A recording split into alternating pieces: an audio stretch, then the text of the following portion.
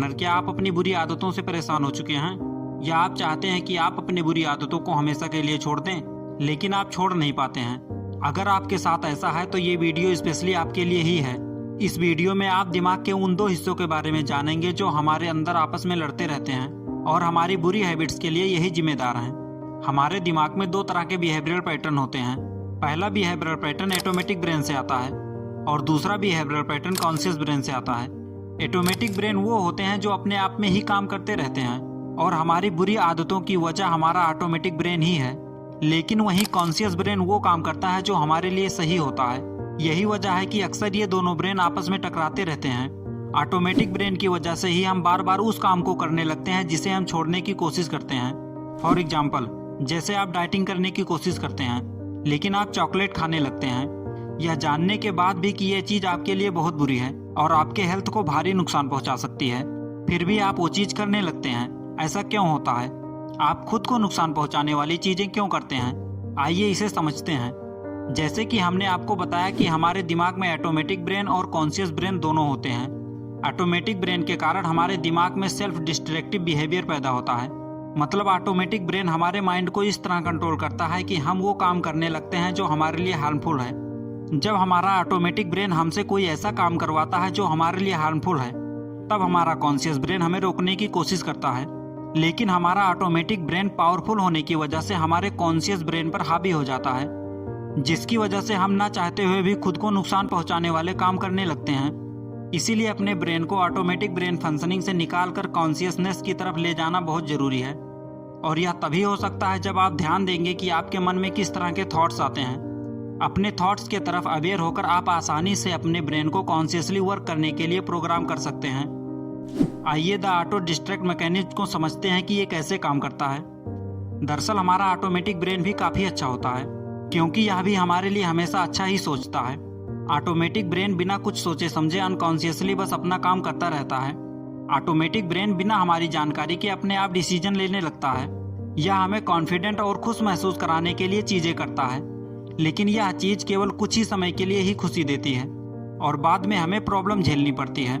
For example, मान लीजिए आपको किसी इवेंट में जाना है, तो आप उस इवेंट के लिए बहुत ही अच्छे से खुद को रेडी करते हैं। आप जिस तरह के कपड़े नहीं पहनते हैं, आप उस तरह के कपड़े भी खुद को अट्रैक्टिव दिखाने के लिए पहनने लगते हैं, क्योंकि कहीं ना कहीं आपके अनकॉन्शियस माइंड में यह बात होती है कि आपको उस इवेंट में सबसे अट्रैक्टिव दिखना है।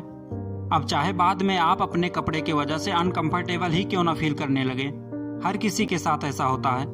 हमारा दिमाग हमें कुछ समय के लिए खुश करने और सिक्योर फील कराने के चक्कर में ऐसा काम करवाता है, जिससे हम कई बार बड़ी प्रॉब्लम में भी फंस जाते हैं। ऑटोमेटिक ब्रेन को आप अनकॉन्शियस ब्रेन भी कह सकते हैं। इस ऑटोमेटिक ब्रेन में वो बात भी रहती है जो शायद आपको भी ना याद हो। या यूं समझ सकते हैं कि ये ब्रेन आपके बारे में आपसे ज़्यादा जानता है। ये आपकी ताकत और आपकी कमजोरियों को बहुत अच्छे से समझता है। इसीलिए जब हम अपनी बैड हैबिट्स के प्रति कॉन्शियस होने की कोशिश करते हैं, तब यह ऑटोमेटिक ब्रेन हमें अलग अलग रीजन देकर हमसे वो काम करवाता है जो हम नहीं करना चाहते। या हमें शॉर्ट टर्म प्लेजर देने के लिए यह ब्रेन हमारे इमोशन को कंट्रोल करता है, जिसकी वजह से हम ना चाहते हुए भी वो काम करने लगते हैं जो हमें वापस हमारी बुरी आदतों की तरफ ले जाती है, क्योंकि तब हमारा पूरा कंट्रोल हमारे ऑटोमेटिक ब्रेन के पास होता है। अपने ऑटोमेटिक ब्रेन को अपने कंट्रोल में करने के लिए आपको राइटिंग या जर्नलिज्म जरूर करना चाहिए, क्योंकि जब आप किसी चीज़ के बारे में लिखते हैं तो आपका दिमाग उस चीज़ पर फोकस और कॉन्शियस हो जाता है। और ऐसे में जब भी आपके दिमाग में कोई उल्टे सीधे थॉट्स आए तो आप तुरंत अपनी डायरी निकालें और उसमें उन चीज़ों को लिख दीजिए। अपने ऑटोमेटिक ब्रेन को रोकने के लिए यह तरीका आपके बहुत काम आ सकता है। बुरी आदतों को छोड़ने के लिए ऑथर 12 स्टेप प्रोग्राम बताते हैं, जिसे फॉलो करके कोई भी इंसान अपनी बैड हैबिट्स को पूरी तरह से छोड़ सकता है। तो आइए इन 12 स्टेप को जानते हैं। नंबर 1, आपको एक ही दिन में बैड हैबिट्स को दूर नहीं करना है, बल्कि आपको हर एक दिन अपने बैड हैबिट्स से दूर रहने की कोशिश करनी है। आपको हर दिन खुद को याद दिलाना है कि आज आप कोई भी सेल्फ डिस्ट्रक्टिव काम नहीं करेंगे।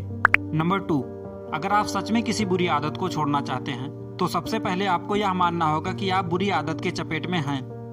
नंबर 3, बैड आइडियाज़ को अपने दिमाग से निकालने के लिए आपको अपना ध्यान अपने मोरल वैल्यूज़ पर ले जाना होगा और आपको यह ठान लेना होगा कि आप किसी भी कीमत पर उस काम को नहीं करेंगे। नंबर 4, अकेले रहने की जगह अपना समय दूसरों को दीजिए और उनके साथ अच्छा समय बिताइए। नंबर 5, आपको इस चीज को भी मानना होगा कि ऐसे दिन भी आएंगे जब आपका कंट्रोल आपके बस के बाहर चला जाएगा। ऐसे वक्त में आपको खुद को सिर्फ यही याद दिलाना है कि यह वक्त भी बीत जाएगा, और अपना मकसद भी आपको याद रखना होगा कि क्यों आप इस हैबिट को छोड़ना चाहते हैं। नंबर 6, अगर आप अपनी बैड हैबिट्स को हमेशा के लिए पीछे छोड़ना चाहते हैं तो आपको उन लोगों से माफी मांगना होगा जिन्हें आपकी वजह से तकलीफ हुई है। नंबर 7, बुरी आदत को हमेशा हमेशा के लिए दूर भगाने के लिए आपको यह सोचना चाहिए कि you can fake it until you make it, क्योंकि जब आपका हौसला टूटने लगेगा तो यह बात ही आपको मोटिवेशन देगी। नंबर 8, बुरी आदतों को छोड़ने के लिए आप अपने दोस्त या थेरेपिस्ट की हेल्प ले सकते हैं। नंबर 9, अपने ऊपर ज्यादा प्रेशर मत डालिए और छोटे छोटे स्टेप्स लेकर अपने बैड हैबिट्स को दूर कीजिए। नंबर 10, अपने बैड हैबिट्स से छुटकारा पाने के लिए आपको लिखना शुरू करना चाहिए, क्योंकि जब आप लिखेंगे तो आपका ध्यान कॉन्शियस तरीके से उन बातों पर जाएगा जिसे आप नहीं करना चाहते। नंबर 11, मन को शांत करने वाले एक्टिविटीज की प्रैक्टिस कीजिए। मन को शांत करने के लिए मेडिटेशन की प्रैक्टिस कीजिए। मेडिटेशन बैड हैबिट्स को दूर करने के लिए सबसे अच्छा तरीका माना जाता है, क्योंकि मेडिटेशन से आप अपने ध्यान से अपने थॉट्स को लेकर अवेयर हो पाते हैं, जिससे आप अपने मन को बुरी चीजों से हटाकर उन कामों में लगाते हैं जो आपके लिए सच में जरूरी हैं। नंबर 12, इन सभी चीजों को आपको एक दिन नहीं बल्कि हर रोज करना होगा, और शायद आपको काफी लंबे समय तक इन चीजों की प्रैक्टिस करनी होगी, तभी आप अपनी बुरी आदतों को छोड़ पाएंगे। सो लर्नर, ये थी इस रिवायर बुक की समरी। आई होप कि आपको हेल्पफुल लगी होगी। Thanks for watching.